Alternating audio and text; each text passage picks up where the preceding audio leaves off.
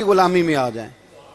وہ کہتے تھے دنیا، اعلیٰ حضرت نے کتاب لکھی ہے الامن والعلا، اس میں آپ فرماتے ہیں جو حضور کی پناہ میں آ جاتا ہے نا وہ بچ جاتا ہے۔ اللہ کرے آپ کو سمجھ آئے میری بات کی۔ جو حضور کی پناہ میں آ جاتا ہے وہ، جو دنیا دار رہتا ہے، مالدار رہتا ہے، حضور کی پناہ میں نہیں آتا وہ بے سکون رہتا ہے۔ فرماتے ہیں یہاں دنیا میں بھی حضور کی پناہ میں آ جاؤ، آج لے ان کی پناہ۔ اور آج دلیل آپ نے ابن ماجہ کی حدیث لکھی ہے، حضرت تمیم داری حدیث کے راوی ہیں، اعلیٰ حضرت نے لکھی ہے، فرماتے ہیں جو حضور کی پناہ میں آیا بچ گیا۔ دلیل دیتے ہیں، فرمایا انسان تو انسان، جانور بھی آتے تھے تو بچ جاتے تھے۔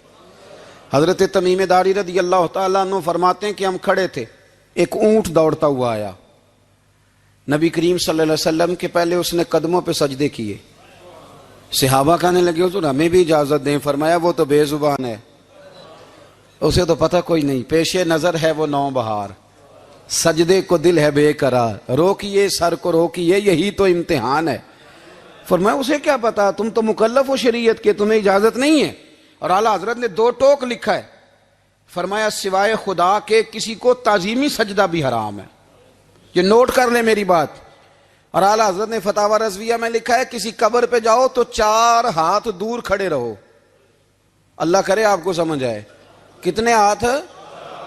4 ہاتھ دور کھڑے رہو، سورۃ فاتحہ پڑھو، درود شریف پڑھو، جس قبر پہ گئے ہو ان کی روح کو اصال ثواب کرو، ان کے وسیلے سے دعا مانگو۔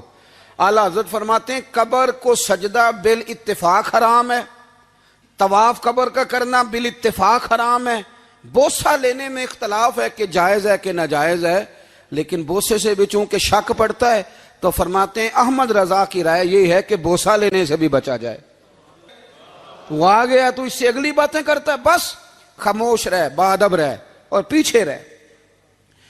تو حضرت تمیم داری کہتے ہیں یہ حدیث اعلیٰ حضرت نے لکھی ہے الامن والعلا میں، فرماتے ہیں کہ اونٹ نے پہلے سجدہ کیا، قدم چومے، پھر اس نے حضور کے کان میں کوئی بات کہی، روزے دے دوالے نے غلامہ دیاں ٹولیاں، ایک پہ سن دے کروڑاں دیاں بولیاں، یعنی اونٹ نے بات کی تو حضور نے وہ بھی سن لی۔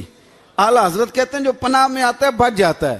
کہتے ہیں رسول کریم نے نا اونٹ کی پشت پہ ہاتھ پھیرا اور اللہ کے محبوب فرمانے لگے فکر نہ کر، اب تو آ گیا ہے نا تو جیسے تو کہے گا ویسے ہی ہو جائے گا، جیسے تو کہے گا ویسے ہی۔ ابن ماجہ میں موجود ہے، پر میں چونکہ فاضل بریلوی رحمت اللہ علیہ کی کتاب سے پیش کر رہا ہوں الامن والعلا سے، تو میں اسی انداز میں پیش کر رہا ہوں جس انداز میں وہاں ہے۔ حضرت تمیم داری کہتے ہیں کہ ہماری سمجھ میں بات کوئی نہ آئی، تھوڑی دیر گزری تو کچھ لوگوں نے ہاتھوں میں رسیاں پکڑی ہیں، خنجر پکڑے ہیں، دوڑے آئے، یا رسول اللہ یہ ہمارا اونٹ ہے۔ حضرت تمیم داری کہتے ہیں میں نے دیکھا کہ جب وہ آ گئے نا خنجر لے کے تو اونٹ حضور کے پیچھے چھپ گیا۔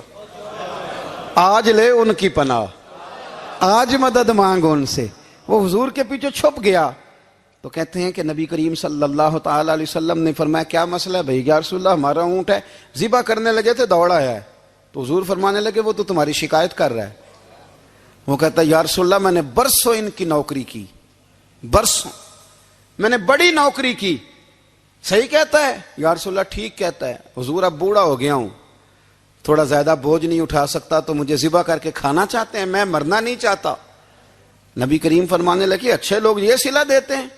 انہوں نے عرض کی حضور آپ حکم کر دیں، ہم اس کو چھوڑ دیتے ہیں یا رسول اللہ، نہیں ذبح کریں گے، خدمت کریں گے۔ حضور فرمانے لگے نہیں، اب میرے پاس آیا ہے نا، اب میں نے واپس نہیں کرنا، آج ہو گیا ہے، آج لے ان کی پناہ، آج مدد مانگ ان سے، آج ہو گیا یا رسول اللہ پھر رکھ لیں۔ حضور نے فرمایا نہیں بھائی پیسے بتاؤ کتنے؟ یا رسول اللہ نہیں کچھ نہیں۔ نبی کریم علیہ السلام نے فرمایا نہیں بتاؤ کتنے، بتاؤ کتنے؟ انہوں نے کہا حضور ایک دفعہ ریٹ لگایا تھا تو 100 دینار لگا تھا، حضور نے فرمایا بلال دے دو 100 دینار، 100 دینار دے دیا۔ اعلیٰ حضرت فرماتے ہیں دیکھو ان کی پناہ میں آنے کی برکتیں کتنی ہیں۔ ان سے کہا تم جاؤ، وہ چلے گئے، حضور نے پشت پہ ہاتھ پھیرا، فرمایا جا تو آزاد ہے۔ حضرت تمیم داری کہتے ہیں وہ پہلے گیا پھر پلٹ کے آیا، اس نے نبی پاک کے کان میں کو بات کی، کئی باتیں کی، پر میں ایک بات کرتا ہوں، کئی باتیں کی، ایک بات کی تو حضور رو پڑے، اونٹ چلا گیا، ہم نے عرض کی حضور یہ کیا کہہ گیا ہے؟ تو محبوب فرمانے لگے یہ کہہ گیا یا رسول اللہ جس طرح آپ نے مجھے چھری سے بچایا ہے میں دعا کرتا ہوں اللہ آپ کی امت کو جہنم سے محفوظ فرمائے، اللہ جہنم سے بچائے آپ کی امت کو، اس طرح مجھے چھری سے آپ نے محفوظ کیا۔ اعلیٰ حضرت فرماتے ہیں کن چکروں میں پڑے ہوئے ہو، کن چکروں میں؟ پیسوں کی پناہ لیتے ہو، عہدوں کے پیچھے چھپتے ہو، دولت کے پیچھے چھپتے ہو، تعلقات کے پیچھے چھپتے ہو۔ فرمایا مصیبت آئے گی تو یہ سارے ہٹ جائیں گے، اگر پناہ لینی ہے تو مدینے والے محبوب کی پناہ لو، دروازہ رسول پہ آؤ، نبی کریم کی بارگاہ میں جھکو، حضور سے پیار کرو۔ اعلیٰ حضرت فرماتے ہیں محبوب کا ادب کرو، رسول اللہ کی غلامی کرو۔ فرماتے ہیں پھر کے گلی گلی تباہ، ٹھوکریں سب کی کھائیں کیوں، دل کو جو عقل دے خدا تو تیری گلی سے جائے کیوں۔ اور فرمانے لگے جان ہے عشق مصطفیٰ روز فزوں کرے خدا، جس کو ہو درد کا مزہ وہ ناز دوا اٹھائے کیوں، جس کو ہو درد کا مزہ وہ ناز دوا اٹھائے کیوں۔ انہوں نے محبوب کریم کی محبت کا پیغام دیا، صحابہ کی محبت کا، بولیے، صحابہ کی محبت کا پوری کتاب لکھی حضرت صدیق اکبر جناب عمر کے فضائل پر۔ اور مزے کی بات یہ ہے کہ اعلیٰ حضرت نے نا اردو شاعروں میں سے کسی کو توفیق نہیں ہوئی حضور کو شہنشاہ کہنے کی، اعلیٰ حضرت نے کہا میرے نبی شہنشاہ ہیں۔ دلیل کیا دی؟ فرمانے لگے پڑھو ترمذی، حضور نے فرمایا میرے دو وزیر زمینوں میں ہیں دو آسمانوں میں، زمین کے دو وزیروں کے نام ابو بکر اور عمر ہیں، آسمان کے دو وزیر ہیں جبریل اور میکائیل۔ تو اعلیٰ حضرت کہنے لگے حضور وزیر تو کسی شہنشاہ کے ہی ہوتے ہیں، پھر کہہ لو نا شہنشاہ۔ تو پھر فرمانے لگے حاجیو آؤ شہنشاہ کا روضہ دیکھو، حاجیو آؤ شہنشاہ کا روضہ دیکھو، کعبہ تو دیکھ چکے اب کعبے کا بھی کعبہ دیکھو، کعبہ تو دیکھ چکے اب کعبے کا بھی، غور سے سن تو رضا کعبے سے بھی آتی ہے صدا، میری آنکھوں سے میرے پیارے کا روضہ دیکھو۔ اعلیٰ حضرت نے ساری زندگی اور صحابہ کرام کی بات کی، اہل بیت کی بات کی، اولیاء کی بات کی، صوفیاء کی بات کی، دفاع کیا سب کا، سب کے شانوں میں لکھا، امت کو بتلایا کہ اپنے بزرگوں سے جڑے رہو گے تو بچے رہو گے۔ اعلیٰ حضرت نے طنز کرنے سے، تنقید کرنے سے، بلا وجہ غلطیاں نکالنے سے اور ایک دوسرے پر لان تان کرنے سے ہمیں بچنے کو کہا۔ اعلیٰ حضرت فرماتے ہیں کوئی علم اگر آ جائے نا تو اس کا معنی یہ نہیں کہ سب کو جاہل سمجھ لینا چاہیے۔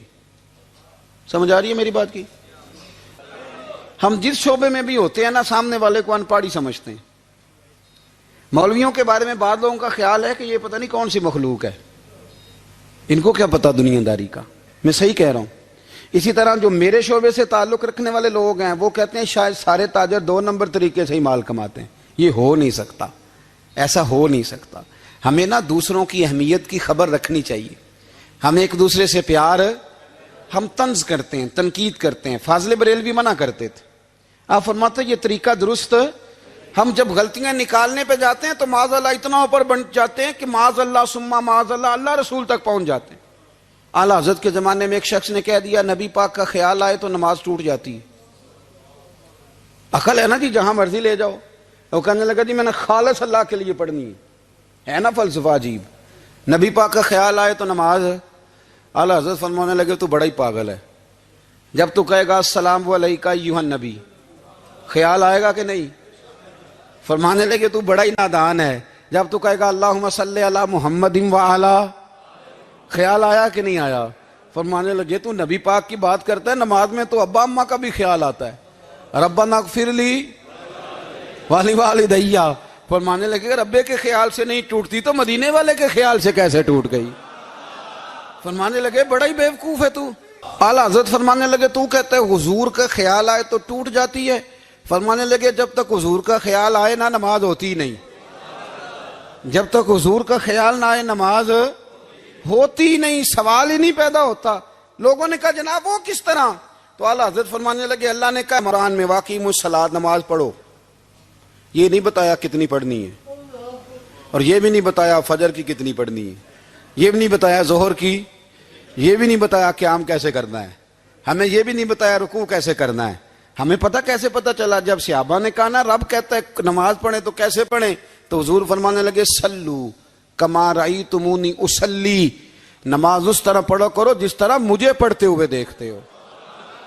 تو کہا یہ تو کیسی عجیب بات کر رہا ہے کہ نبی کریم صلی اللہ علیہ وسلم کا خیال آئے۔ اور پھر بڑی مزیدار بات، ایک شخص نے اعلیٰ حضرت سے آ کے نا، اس زمانے میں نا ایک آریہ مذہب ہوتا تھا، اب اللہ کا شکر ہے وہ کوئی نہیں، اب ویسے جو بڑے نئے نئے مذہب نکل آئے ہیں، جو آدمی جتنا پڑھ جاتا ہے معاذ اللہ وہ ایک نئی بات ہی شروع کر دیتا ہے، اور جو انوکھی بات کرے اس کے پیچھے رش بھی زیادہ ہو جاتا ہے، سٹائل ذرا ہٹ کے ہو نا جی تو ذرا ماحول جلدی بن جاتا ہے۔ تو وہ آریہ مذہب تھا، تو وہ ایک آریہ آ گیا اعلیٰ حضرت کے پاس، آ کے کہنے لگا کہ فرض کی اہمیت زیادہ ہے کہ سنت کی؟ تو اعلیٰ حضرت فرمانے لگے بھئی اہمیت تو فرض کی زیادہ ہے۔ تو کہنے لگے آپ کا وضو تو پھر سنت سے شروع ہوتا ہے، وضو میں پہلا فرض ہے منہ دھونا، اور آپ سب سے پہلے ہاتھ دھوتے ہیں، یہ بھی سنت، ناک میں پانی ڈالنا یہ بھی، کلی کرنا یہ بھی۔ میری بات کی سمجھ آ رہی ہے؟ اس نے کہا یہ آپ عجیب لوگ ہیں، فرض اگر بڑا ہے تو پہلے فرض ہونا چاہیے تھا۔ سمجھ آ رہی ہے میری بات کی؟ لوگ دین پر بڑے بڑے مختلف اعتراضات کرتے ہیں نا، اس نے کہا جی پہلے ہونا چاہیے تھا فرض، تو منہ دھونا فرض ہے، آپ نے گھٹنوں تک ہاتھ دھوئے، اب یہ جو آپ نے ہاتھ دھو یہ بھی سنت، کلی کری تو وہ بھی سنت، ناک میں پانی ڈالا تو وہ بھی سنت، تو آپ تو چوتھے نمبر پہ فرض ادا کر رہے۔ تو اعلیٰ حضرت فرمانے لگے تم اصل میں محبوب کا غلام نہیں نا، ہاں تجھے کیا پتا ہو یہ بات کیا ہے، تو بیٹھ جا ہم سے سن، ہم تجھے بتاتے ہیں۔ اس نے کہا جی کیا مطلب؟ فرمانے لگے یہ محبوب جو ہے نا ہمارے، یہ ہمیں بڑی جگہوں سے بچاتے ہیں، یہ بچا بچا کے فرائض تک لے جاتے ہیں۔ کیا مطلب؟ کہنے لگے حضور نے ہمیں کہا ہے کہ پہلے نا ہاتھ دھو لو، پتہ چل جائے پانی زیادہ گرم تو نہیں، منہ جالی نہ جائے، پہلے نا دیکھ لو۔ فرمایا پھر ناک میں ڈال کے پتہ کرا لو کہ اس میں سے بدبو تو نہیں آتی، سنت بھی ادا ہو گئی، پتہ بھی چل گیا بو تو نہیں آ رہی۔ اور فرمایا پھر منہ میں ڈال کے چکھ لو کہ بد ذائقہ تو نہیں۔ اب یہ 3 سنتیں ادا کر کے تم فرض ادا کرو گے تو اللہ بھی راضی ہوگا، اللہ کے رسول بھی راضی ہوں گے، پورے حیات اور منشور زندگی بن جاتی ہے۔ لیکن اگر اللہ تبارک و تعالیٰ کسی چیز کا بار بار تذکرہ فرمائے تو معنی یہ ہے کہ اس کی ہمیں بہت ہی زیادہ ضرورت ہے۔ ان چیزوں میں سے ایک چیز صبر ہے۔ قرآن پاک نے 100 سے زیادہ مرتبہ صبر کا تذکرہ فرمایا۔ اتنی بڑی بات کو سمجھیے گا کہ 100 سے زیادہ مرتبہ قرآن پاک نے تذکرہ کیا ہے صبر کا، اور مختلف انداز میں۔ کہیں فرمایا کہ وَبَشِّرِ الصَّابِرِينَ، اے محبوب صبر کرنے والوں کو خوشخبری سنا دیجیے۔ کہیں فرمایا ان اللہ مع الصابرین، بے شک اللہ صبر کرنے والوں کے ساتھ۔ تو مختلف انداز میں مختلف طریقوں سے اللہ تعالیٰ نے صبر کا تذکرہ فرمایا۔ سوسائٹی کے اندر، معاشرے کے اندر اور مسلمانوں کے اخلاقی رویوں کے اندر اگر صبر کو داخل کر لیا جائے تو ہم محسوس کریں گے کہ ہماری زندگی نہ صرف یہ کہ آسان ہو گئی ہے بلکہ محبتوں والی ہو گئی ہے، چاہتوں والی ہو گئی ہے۔ ہمارے رشتے ایک دوسرے سے ٹوٹ نہیں رہے بلکہ بننا شروع ہو گئے۔ تھوڑا سا صبر بہت ساری چیزوں کو ٹوٹنے سے بچا لیتا ہے۔ قرآن مجید کی جو آیہ کریمہ میں نے تلاوت کی، یہ سورہ آل عمران کی آخری آیت ہے۔ اللہ تعالیٰ نے فرمایا یا ایھا الذین آمنوا اصبروا وصابروا، اے ایمان والو صبر کرو صابر بنو۔ اے ایمان والو صبر کرو اور صابر بنو۔ کیا مطلب؟ پہلے صبر کا مطلب یہ ہے کہ اگر تمہیں کوئی ذاتی تکلیف پہنچے تو اس پر صبر کرو۔ وصابروا، اس کا معنی یہ ہے کہ اگر دشمن کے مقابلے میں کسی اور کی طرف سے کوئی تکلیف آئے تو اس پر بھی صبر کرو۔ پھر فرمایا ورابطوا، اور ہمیشہ کمر بستہ رہو، اسلامی سرحدوں کے پہرے دار رہو۔ واتقوا اللہ، اللہ سے ڈرتے رہو۔ لعلکم تفلحون، اس امید پر کہ اللہ تمہیں کامیابی عطا فرما دے، تم فلاح پا جاؤ۔ یا ایھا الذین آمنوا اصبروا وصابروا، اے ایمان والو صبر کرو اور صابر بنو۔ صبر کرو، صابر رہو، یعنی جو ذاتی تکلیف آئے اس پر بھی صبر کرو، اور مصابرہ کا معنی سامنے سے آنے والی تکلیف۔ اگر بیماری آ گئی، کوئی پریشانی آ گئی، کہیں کوئی اپنا دنیا سے چلا گیا، تو یہ ذاتی تکلیف ہے، اس پر بھی صبر کرنا۔ اور اگر اپنوں نے، بیگانوں نے کوئی تکلیف پہنچا دی، کوئی اذیت دے دی، وہ اذیت کئی صورتوں میں ہو سکتی ہے۔ تانا بھی ایک اذیت ہے، طنز بھی ایک اذیت ہے، کسی شخص کے بارے میں غلط کلمہ کہنا بھی ایک اذیت ہے، اور مقابلے میں کھڑے ہو جانا، لڑائی کرنا، یہ بھی ایک اذیت ہے۔ اس پر بھی صبر کرو، ورابطو، اور اس طرح کرو کہ کمر بستہ رہو، جد و جہد کرتے رہو، واتقوا اللہ، اللہ سے ڈرو، لعلکم تفلحون، تاکہ تم کامیاب ہو جاؤ۔ صبر جب آپ کرتے ہیں نا، اور صبر کا ارادہ کرتے ہیں، تو اللہ تعالیٰ صبر کی توفیق بھی عطا فرماتا ہے۔ ہم نے یہ دیکھا ہے کہ ہمارے پاس نعمتوں کی کمی نہیں، ہمارے فریزر خوراک سے بھرے ہوئے ہیں، ہمارے دسترخوانوں پہ انواع و اقسام کی چیزیں چنی ہوئی ہیں، ہماری الماریوں میں کئی ہمارے لباس تیار شدہ لٹکے ہوئے ہیں، ہماری جیبوں میں ہماری ضرورت کا سرمایہ اللہ نے ہمیں دے دیا ہے۔ لیکن اس کے باوجود جو لوگ ایک دوسرے سے پیار نہیں کر پا رہے، جو ایک دوسرے کے قریب نہیں جا پا رہے، تو اس کی وجہ یہ ہے کہ صبر نہیں رہا، حوصلہ نہیں رہا، کسی چیز کو برداشت کرنا ہمارے مزاج کا حصہ ہی نہیں رہا۔ اور پھر چونکہ امت مسلمہ نے انقلاب برپا کرنا تھا، دنیا کو پیغام حق دینا تھا، اگر ان کے اندر حوصلہ ہی نہیں ہوگا، اگر انہیں صبر ہی نہیں کرنا آئے گا، استقامت ہی نہیں ہوگی، کہیں رکنا ہی نہیں آئے گا، تو یہ میدانوں کو سر کیسے کریں گے، کامیابیاں کیسے ان کا مقدر بنیں گی۔ رمضان المبارک میں بھی ماحول یہ ہو کہ افطاری سے 1 گھنٹہ پہلے نظر پوری ٹک جائے گھڑی پہ، اور تھوڑا سا بھی صبر مشکل ہو۔ اور رمضان المبارک میں سحری کے وقت میں اگر دہی والی دکان پہ بھی جھگڑا ہی ہو رہا ہو، اور شام کو سامان خریدنے میں بھی اگر بحث ہی ہو رہی ہو، تکرار ہو، جھگڑا ہو، تو پھر سیکھا کیا؟ پھر وہ جو ہمیں تربیت دی جا رہی تھی کہ ہم نے صبر کرنا ہے، تو پھر ہم نے اس میں حاصل کیا کیا؟ حدیث پاک سنیں گے، آپ کی طبیعت بڑی ٹھنڈی ہوگی۔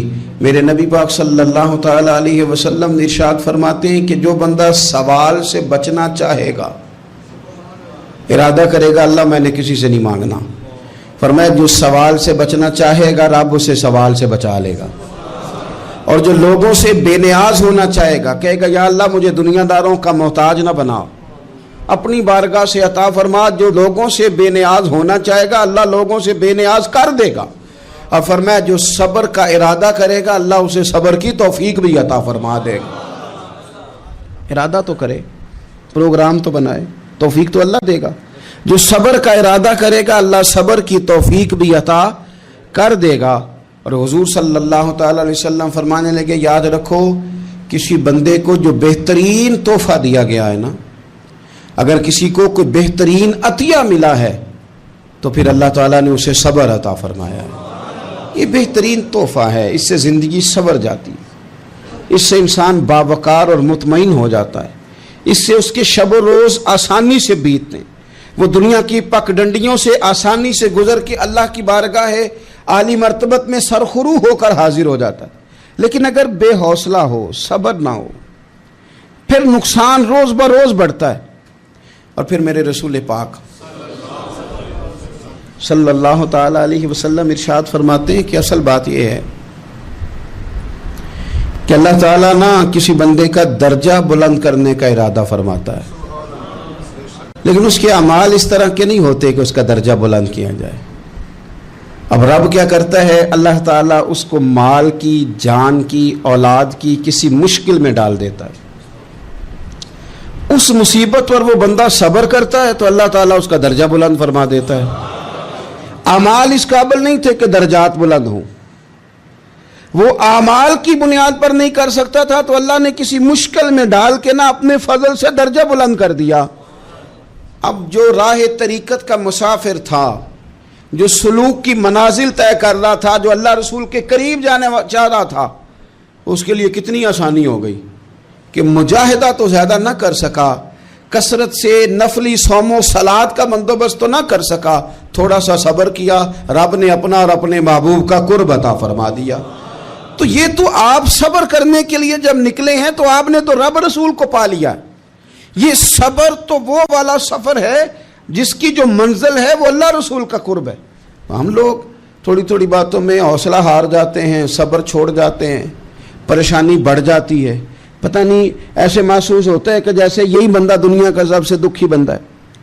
تو ایک تو یہ کہ ذاتی حیثیت سے صبر کرے, ایک یہ کہ پھر دشمن کا جب مقابلہ ہو, آمن نصبرو و صابرو, آپ کا جب مقابلہ سامنے کسی کے ساتھ ہو تو پھر تیر, تلواریں, اسلحہ, بندوقیں یہ نہیں زیادہ لڑتی. میدانوں میں حوصلے لڑتے ہیں, میدانوں میں صبر لڑتا ہے, میدانوں کے اندر توانائیاں لڑتی ہیں. میدان کربلا کے اندر کوئی مقابلہ نہیں تھا تیر کا تیر کے ساتھ, تلوار کا تلوار کے ساتھ کوئی مقابلہ نہیں تھا. میدان کربلا کے اندر ظلم کا صبر سے مقابلہ تھا.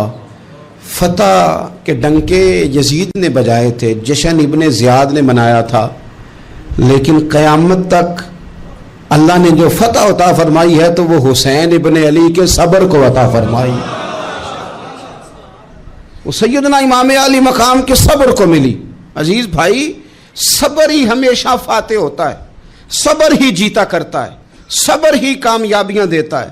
نتیجے صبر کے نکلتے ہیں, صبر کے حوصلے کے نتیجے ہوتے ہیں. ہماری جلد بازی ہمیں شکست خوردہ کر دے گی, ہمارا حوصلہ نہ ہونا ہمیں ہرا دے گا. ہم کمزور پڑ جائیں گے اگر ہم بے حوصلہ ہو جائیں گے. سنو, میرے نبی پاک علیہ السلام نے تربیت کی. حضور اپنی امت کو درس دیتے ہیں. حضور فرماتے ہیں پہلے تو کوشش ہی نہ کرو کہ تمہاری دشمن سے لڑائی ہو, اس چکر میں ہی نہ پڑو کہ لڑائی ہو. مسلمان امن والے ہیں, یہ پرامن لوگ ہیں, یہ امن پسند ہیں, یہ داعیے امن ہیں, یہ معاشرے میں مومن ہونا امن کی علامت ہے. فرمایا پہلے تو یہ پروگرام ہی نہ بناؤ کہ تمہاری لڑائی ہو, اور فرمایا پھر اگر ہو جائے نا تو پھر صبر کے ساتھ مقابلہ کرو, پھر ڈٹ کے مقابلہ کرو, اور پھر یاد رکھو کہ یہ جو جنت ہے یہ تلواروں کے سائے میں ہے. جنت تلواروں کے سائے میں تمہیں ملے گی. پھر ڈٹنا سیکھو. پہلے تو بات یہ کہ تم یہ ارادہ ہی نہ کرو لڑائی, اور اگر کبھی ہو جائے وہ لوگوں کو بتاؤ کہ ہیں ہم پرامن لوگ, پر دین کے لیے کھڑا ہونا ہو تو پھر ہم سے زیادہ کسی کو کھڑا بھی نہیں ہونا آتا, پھر ہم سے زیادہ کسی کے پاس طاقت بھی نہیں. حضرت مولا علی شیر خدا رضی اللہ تعالیٰ عنہ کے زمانے میں کفر کے ساتھ ایک جنگ ہو رہی تھی, تو کافروں نے نا جاسوس بھیجے کہ یار پتہ تو کرو مسلمانوں کی تیاری کس طرح کی ہے. تو جاسوس واپس جا کے کہنے لگا سمجھ کوئی نہیں آئی ان کی, وہ تو راہب قسم کے لوگ ہیں, صوفی قسم کے لوگ ہیں, وہ تو کٹے ہوئے ہیں دنیا سے, مسلوں پہ بیٹھ جاتے ہیں, رات کو تو لگتا ہے دنیا سے تعلق ہی کوئی نہیں, لیکن سویرے اٹھ کے میدان میں تلوار لے کے نکلتے ہیں تو لگتا ہے ان سے بڑا مجاہد ہی کوئی نہیں. یہ عجیب لوگ ہیں کہ رات کو مسلح پہ بیٹھے ہیں تو لگتا ہے کٹ گئے دنیا. اے صوفی لوگ ہیں, درویش ہیں. یہی مسلمان کی شان ہے. ہو ہلکا یاراں تو برے شم کی طرح نرم, رزم حق و باطل ہو تو فولاد ہے مومن. ادھر آ ستمگر ہنر آزمائے, تو تیر آزما ہم جگر آزمائے. ہم تجھے اپنا حوصلہ بتاتے ہیں کتنا, دیکھ ہمارے حوصلے سے ٹکرا کے دیکھ یہ کتنا طاقتور اور مضبوط ہے. تو عزیز بھائی, اگر زندگی میں آپ کو صبر کرنا آ گیا, میں بڑے دنوں سے یہ عنوانات بیان کر رہا ہوں, اور آج تو خصوصی طور پر رمضان شریف کے اس جمعے میں اپیل کرنا چاہتا ہوں آپ سے کہ کمزور باتیں کرنی چھوڑ دیں, مایوسی کے جملے اپنی زندگی سے نکال دیں. ہم مسلمان ہیں. آپ بیمار ہو گئے ہیں تو یہ بھی خدا کا فضل ہے, گناہ معاف ہوں گے. اگر اللہ تعالیٰ نے فقیر بنا دیا, غریبی آ گئی ہے تو یہ بھی فضل ہے, امیروں سے پہلے جنت میں جائیں گے. اگر اللہ تبارک و تعالیٰ نے کسی جگہ آپ کو مکان نہیں دیا اور دوسرے کو دے دیا ہے تو آپ وہ لوگ ہیں جو عظیم سنت ادا کر رہے ہیں سیدنا بلال حبشی کی.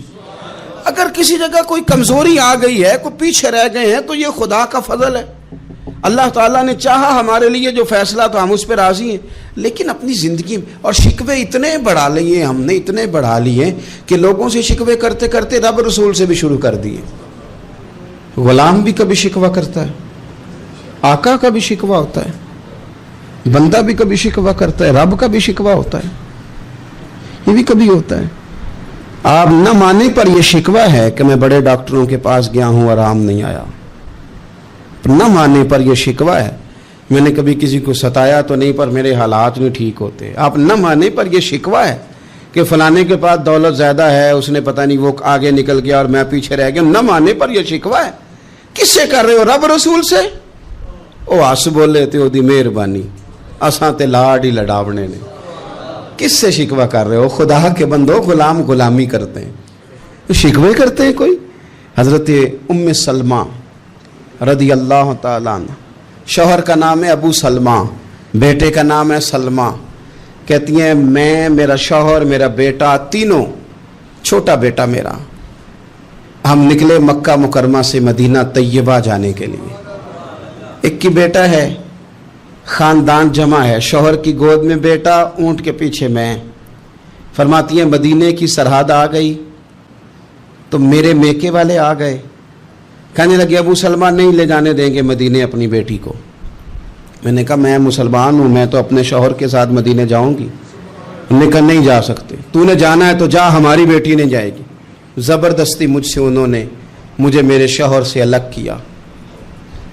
कहती हैं फिर मेरे शौहर के कबीले वाले आ गए, वो कहने लगे अगर तुम अपनी बेटी को नहीं ना जाने देते तो ये जो हमारा पोता है ये हमारी नस्ल है, तुम्हारा नहीं, इसे हम नहीं जाने देंगे।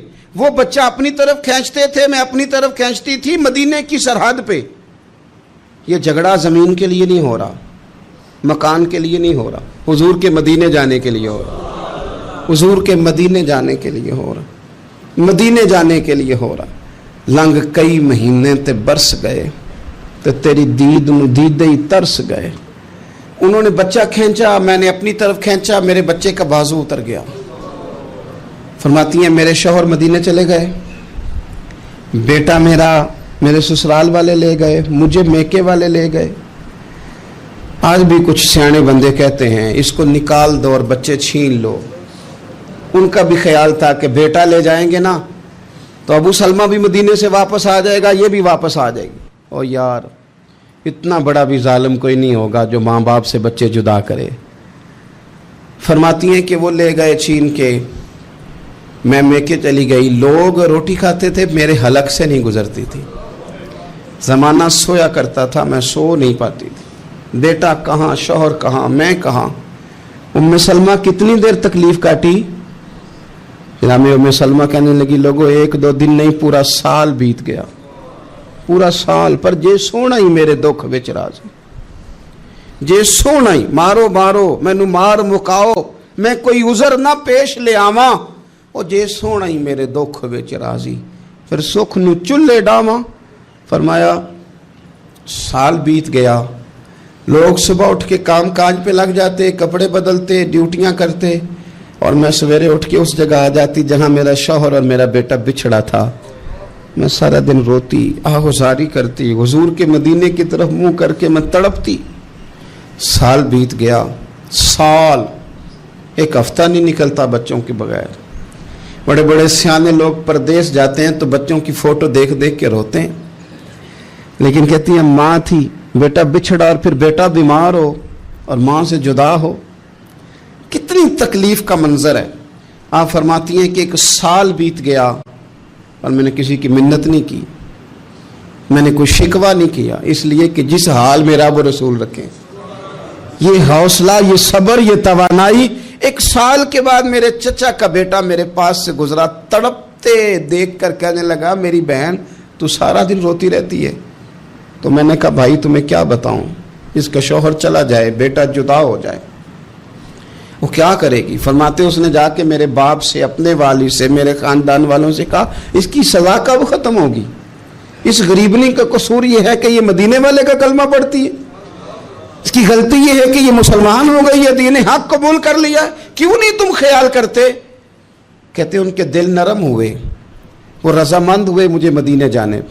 फिर उसने कोशिश की मेरे ससुराल पैगाम भेजे, कब बस करो, और बच्चा तो चिड़िया का जुदा हो जाए तो वह तड़पा करती है, और तुमने एक जीती जागती माँ का बेटा जुदा किया है। वो भी नरम हुए, रब ने असबाब बनाए, میرا بیٹا مجھے ملا، کہنے لگے تو رہ جا. میں نے کہا نہیں، تم مسلمان نہیں ہو، تمہیں پتہ نہیں نا، میں یہاں نہیں رہ سکتی، مجھے مدینہ ہی جانا ہے. اکیلی اتنا سفر، جنگلوں کا رستہ، پہاڑی رستہ طے کر لو گی؟ میں نے کہا میں کر لوں گی. جنوں ویک کے ٹھر دیاں اکھیاں نے تو جنوں ویک کے ٹھر دا سینہ ہے. ربا تیری ساری خدائی چ ایک کی تے شہر مدینہ ہے. کہتی میں اونٹ پہ بیٹھی، بیٹا میں نے گود میں بٹھا لیا، میں سفر کرنے لگی، پر دل میں کھٹکا تھا کہ اتنا لمبا سفر، بیٹا چھوٹا ہے، کیسے کروں گی. کہتے مجھے عثمان بن طلحہ مل گئے. کہنے لگے کہاں جا رہی ہو بہن؟ میں نے کہا مدینے. کہنے لگے اکیلے جاؤ گی؟ میں نے کہا جانا تو ہے نا، کوئی ساتھ چلے نہ چلے پر شہر رسول تو جانا ہے نا. آپ فرماتی ہیں میں نے عثمان بن طلحہ سے نیک بندہ کوئی نہیں دیکھا، میرے اونٹ کی لگام تھام لی. جب مجھے اونٹ پہ بٹھاتے تھے نا، اونٹ بٹھا کے چلے جاتے تھے، میں بیٹھ جاتی تھی تو آ کے لگام تھامتے تھے. جب کہیں مجھے اتارتے تھے تو اونٹ بٹھا کے چلے جاتے تھے، میں اتر جاتی تھی تو اونٹ کو باندھتے تھے. سونا ہوتا تھا تو اونٹ بٹھا دیتے، میں اتر جاتی، وہ دور جا کے لیٹ جاتے. فرماتی تھی پھر میرے لیے میرے رب نے اسباب پیدا کیے اور میں مدینہ پہنچی. میں شوہر سے ملی اور لوگوں میرے نصیب دیکھو، میں رہنے کہاں لگی؟ حضور کے مدینے میں، شہر رسول میں، شہر اے پائے نظر ہوش میں آ. یہ کوہ نبی ہے، میں حضور کے حرم کی زمین اور قدم رکھ کے چلنا. ارے سر کا موقع ہے او جانے والے، مدینے کے خطے خدا تجھ کو رکھے، غریبوں فقیروں کے ٹھہرانے والے. کہتی ہے میں وہاں بسنے لگی. آپ فرماتی ہیں مسلمانوں شاید مجھ سے زیادہ تکلیف کسی نے نہ سہی ہو، پر دیکھو 1 سال پورا میں تکلیف میں رہی، اور جب میرا صبر سال کو پہنچا، صبر کی عمر 1 سال ہوئی، تو پھر رب نے بندوبست کیا. پھر میرے گھر والے بھی نرم ہو گئے، سسرال والے بھی نرم ہو گئے. رب نے میرے آنے جانے کے لیے ایک بندے کا بندوبست بھی فرما دیا.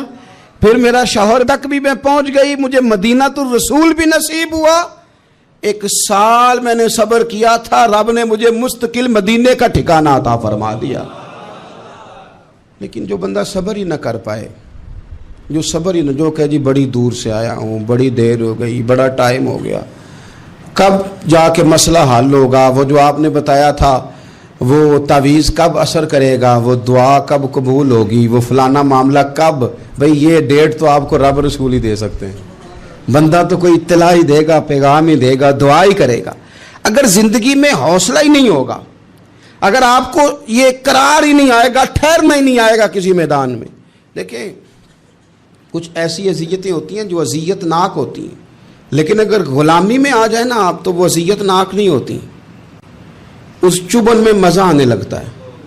کئی درد بھی مزیدار ہوتے ہیں، کئی درد بھی، کبھی زخم ٹھیک ہونے پہ آ جائے نا تو اسے چھیڑو تو مزہ آتا ہے، اس لیے کہ کچھ درد بھی مزیدار ہوتے ہیں. آتش سے کسی نے کہا تو روتا بڑا ہے، اس نے کہا محبوب کی یاد میں تڑپتا ہوں، ابھی تو ایک دل ہے، میرے تو خواہش تھی کبھی 2 ہوتے نا تو صحیح کر کے تڑپتا. رب نے دل ایک بنایا، کہتا وہ مزہ دیا ہے تڑپ نے کہ میری آرزو ہے یا رب میرے دونوں پہلوؤں میں دل بے قرار ہوتا. درد میں بھی مزہ ہے، پر شرط یہ ہے کہ لوگ درد میں بھی جینا سیکھیں. ہم نہ آرام میں جینا چاہتے ہیں، پنکھے کے نیچے جینا چاہتے ہیں. کاش کہ ہمیں صحرا میں بھی نیند کا مزہ لینے کا طریقہ آئے، پھر زندگی کے سارے راستے آسان ہیں، پھر اقرا بھی مشکل نہیں. لیکن چونکہ حوصلہ نہیں، صبر نہیں، وہ والا قرار نہیں جو ایک مسلمان سے رب رسول کا مطالبہ ہے. حدیبیہ کے موقع پہ نا نبی پاک صلی اللہ علیہ وسلم نے جو شرطیں کافروں کے ساتھ طے کی تھی نا، حضور نے نور بصیرت سے کی تھی نا، تو انہی شرطوں نے پھر فتح کے باب کھول دیے. ان فتحنا لک فتحا مبینا. ایک شرط یہ تھی کہ اگر کوئی مسلمان مدینے سے مکے آئے گا تو مکے والے واپس نہیں کریں گے، رکھ لیں گے. پھر غور کریں، کوئی مسلمان اگر مدینے سے مکے آئے گا تو مکے والے واپس نہیں کریں گے. اور اگر کوئی بندہ مسلمان اپنے آقا کی مرضی کے بغیر مسلمان ہو جائے اور وہاں سے وہ مدینے آئے گا تو حضور پناہ نہیں دیں گے. تو میرے بھائی محبوب کی طرف سے آنے والا نہ صرف سوکھ ہی نہیں قبول کرنا چاہیے، دکھ بھی قبول کرنا چاہیے، دکھ بھی قبول کرنا چاہیے. ہمارا یہ مسئلہ ہے کہ ہم نہ میٹھی میٹھی کے قائل ہیں، कड़वी कड़वी के कायल नहीं। अगर वो कभी दुख देना तो महबूब का दुख भी सुख समझ के कबूल करो। हाँ हाँ, उसकी तरफ से कांटा है कभी तो उसे फूल समझ के कबूल करो। वो चुभेगा नहीं, इंशाल्लाह मजा ही देगा। वो कबूल तो करो ना। तो अब हजरत अबू बसीर रदी अल्लाह ताला अन्हु एक सहाबी थे, एक तो हजरत अबू जंदल रदी अल्लाह ताला अन्हु थे ना, तो वो तो हुदैबिया में आ गए। हुजूर मुझे ले जाएं, तो नबी पाक ने फरमाया मैंने वादा कर लिया है। उनको भी हुजूर ने वापस भेज दिया। और ये बेचारे ना अपने आका की जेल तोड़ के मक्के से भाग के मदीने आए। या रसूलल्लाह मुझे कबूल कर ले, मैं भाग आया हूं, वो बड़ा जुल्म करते हैं, मारते हैं, तकलीफ देते हैं। वो आए तो उधर से ना उसके मालिक ने एक दो बंदे भी भेज दिए रुका दे के कि या रसूलल्लाह आपका तो वादा था कि आप बंदा रखेंगे नहीं। ये आए और रुका भी आ गया। अब जरा मंजर को समझे। हमारा तो ये मसला है कि कहते हैं कि मेरी 99 बातें मानी हैं, एक नहीं मानी, लिहाजा मेरा ताल्लुक ही कोई नहीं। लेकिन यहां क्या कैफियत है? बंदा रो रहा है, तड़प रहा है, हुजूर मैं मार से बचता हुआ आया हूं, जेल तोड़ के आया हूं, मुझे कबूल कर लें। उधर रुका आ गया कि आपका वादा था, रखेंगे नहीं। अब ये कितना मुश्किल मसला है। लेकिन रसूल पाक अलैहिस्सलातु सलाम ने फरमाया अबू बसीर मैंने वादा किया यार, तुझे वापस जाना पड़ेगा। ओए होए होए, लोग तो कहते हैं ना कि वो पीर साहब ने कहा था तो मेरा काम नहीं हुआ, लिहाजा मेरी बैत ही गई, छुट्टी हो गई। माहौल ही बड़ा अजीब है। हुजूर ने फरमाया वापस जा, लेकिन जेकर यार दे नाम दा मिले मेणा, फिर उन्होंने झोली पा लईए, मेणे नू पुंजे सुटिए ना। जेकर यार दे नाम दा, सामने वाले ने ताना समझ के दिया था, पर यार के नाम का था ना। उसने कहा ला सही, सोने के नाम का है ना, ताना हुआ तो क्या हुआ। जेकर यार दे नाम दा मिले मेणा, उन्होंने झोली पा लईए, पुंजे सुटिए ना। ते जेकर यार दे नाम दी मिले सूली, फिर झूठा झूठ लइए ते पिछा हटिए ना। झूठा झूठ लइए। अब लिखने वाले का भी अपना अंदाज है ना, कहते हैं ये भी मेरे लिए झूला ही है, ये भी आराम की जगह ही है। झूठा झूठ लइए ते पिछा हटिए ना। हजरत अबू बसीर रदी अल्लाह ताला अन्हु से हुजूर ने फरमाया वापस जाना है। का सोने ठीक है, कोई शिकवा नहीं, कोई गिला नहीं, ये भी मेरे महबूब का हुक्म ही है। और क्या बात है, मेरे नबी वादों के पक्के हैं। क्या बात है, हुजूर ने जो कहा करके दिखाया। कहते हैं मैं वापस जा रहा था, एक दो बंदे साथ थे, जब मदीने की हद गुजर गई ना, हुजूर ने तो कहा था ना मदीने में पनाह नहीं देनी, तो मैंने उससे कहा यार तलवार बड़ी सोहनी है, मेरा दिखाना। उसने दिखाई तो एक की मैंने गर्दन काट दी, दूसरा वैसे ही भाग गया। और भाग के हुजूर के पास आया जी, उसने तो मार दिया। तो सरकार फरमाने लगे मैंने तो वादा पूरा किया था ना, तुमसे नहीं संभाला गया तो मामला तुम्हारा है। अब हजरत अबू बसीर रदी अल्लाह ताला अन्हु वापस आए, अर्ज की हुजूर अब मेरे लिए क्या हुक्म है। हुजूर ने फरमाया मियाँ हुक्म वही है, मदीने में हम नहीं रख सकते तुम। मदीने में सहाबा थे ना, हुजूर की बातों से खुशबू लेते थे, मदीने में नहीं रख सकते। हजरत अबू बसीर कहते हैं मैं मदीने की सरहद से निकल गया, उस जगह चला गया जो ना मक्के की रियासत में था ना मदीने की। एक मकाम में ईस था जहां मीठे पानी के कुएं थे, वहां रहने लगा। हजरत अबू जंदल को पता चला कि एक नया ठिकाना बन गया, वो भी जेल तोड़ के आ गए। 70 बंदे आ गए। वहां से काफिले गुजरते थे काफिरों के, ये भी मुसलमानों को तंग करते थे। अगर मक्के से कोई काफिला गुजरता था तो हमने भी इनको पकड़ा, काफिर का माल माले गनीमत असबाब बन गया। और वो जब काफिला लेके आते थे तो डरे होते थे, और इनको तो सताया था ना। कहते हमें सताया बड़ा था, हम तो इनकलाबी बन गए थे, हम तो रख लेते ना, बड़ी मिन्नत करते, बड़ी जान मुश्किल से छुड़ाते। 70 बंदे हो गए, फिर 300 हो गए। तब वो बशीर कहते हैं दुनिया मदीने जाती थी लेकिन हम तड़पते थे, हम तड़पते थे। रुत लंघ गई है फिर बाहर आंदी, ते चिट्ठियां मदीने आईया नहीं। हम तड़पते थे कि यार कोई मौका मिले। रोज रात को रोते तड़पते। 300 इनकलाबियों का जत्था सब्र से बैठा है मदीने की सरहद पे, अंदर आने की इजाजत नहीं, पर गुलामी में रोज इजाफा हो रहा। सब्र देखो, गुलामी में रोज इजाफा होता है।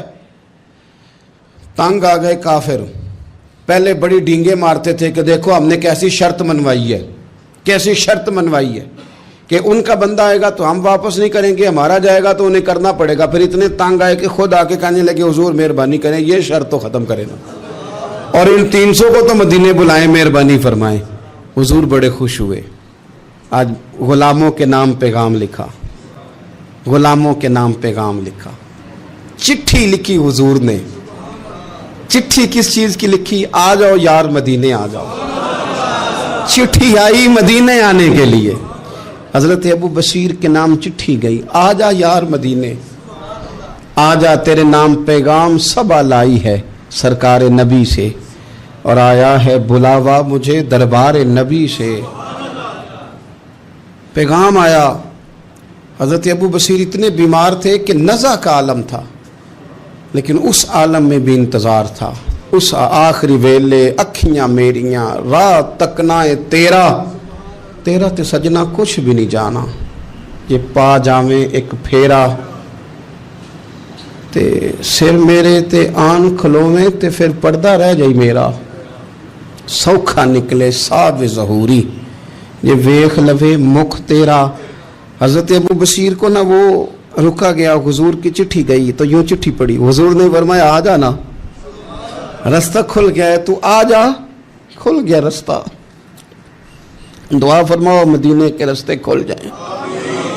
करो ना यार दुआ, मदीने के रास्ते खुल जाएं। कुछ ऐसे हैं जिन्होंने सारे दुख सुनाने ही मदीने जाके होते। कुछ लोग ऐसे हैं जिनके दिल और कलेजे फटने को आ गए। दुआ करो रास्ते खुल जाए। हुजूर ने फरमाया आ जा, तेरा राह खुल गया।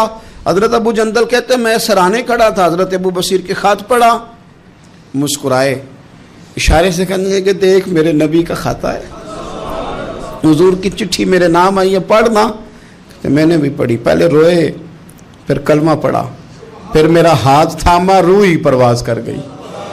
हमेशा के लिए, हमेशा के लिए। वो जाहिरी जिस्म के साथ तो मदीने ना पहुंचे, पर कब्र में गए तो मदीने वाले की ज़ियारत नसीब हो गई। कब्र में हुजूर की ज़ियारत नसीब हो गई। कब्र में हजरत अबू जंदल कहता है मैंने जनाजा पढ़ा, और उसी मकाम पे जहां उन्होंने इंतज़ार किया था ना, वो मकाम में इंतज़ार उनका मज़ार बना। मज़ार के साथ मस्जिद बनी, मस्जिद का नाम मस्जिद अबू बशीर रखा गया। उन्होंने उस इंतज़ार में जान दे दी, पर सब्र किया, शिकवा नहीं किया। यारो इतनी शिकायतें, इतनी शिकायतें, इतने शिकवे। एक बात मेरा और करने को दिल कर रहा है। एक सहाबी थे हजरत आसिम बिन साबित रदी अल्लाह ताला अन्हु। जंगे उहद में ना हुजूर के हाथ पे मौत की बैत की। जंगे उहद में बैत की, सोने तेरे नाम पे मरना, डट के लड़े। सलाफा बिन साद के 2 बेटे बदर में कत्ल किए इन्होंने।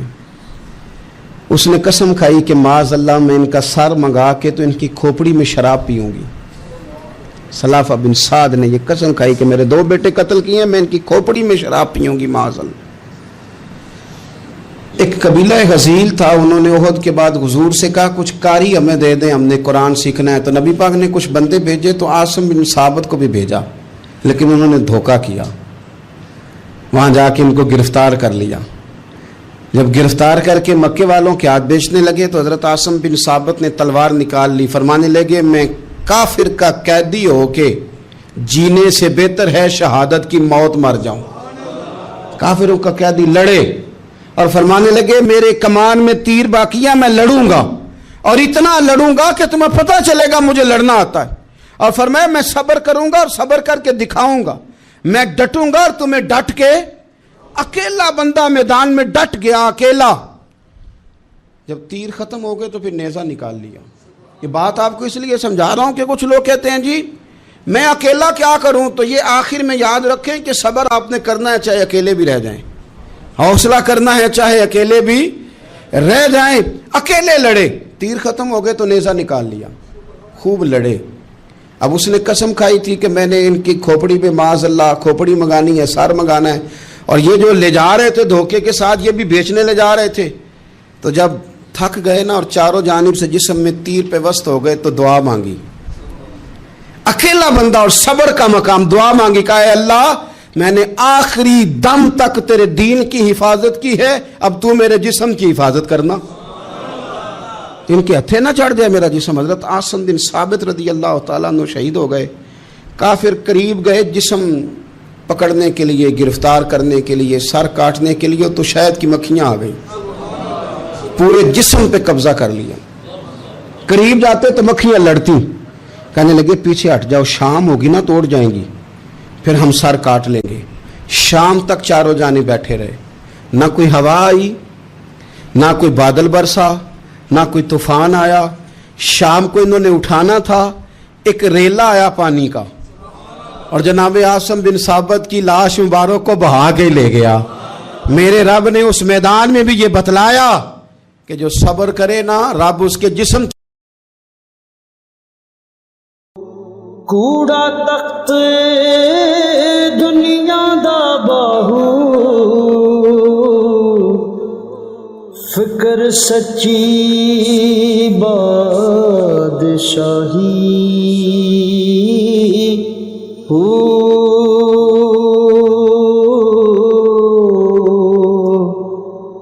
جس دل سے میں اللہ دا چمکے، عشق بھی کردہ ہلے.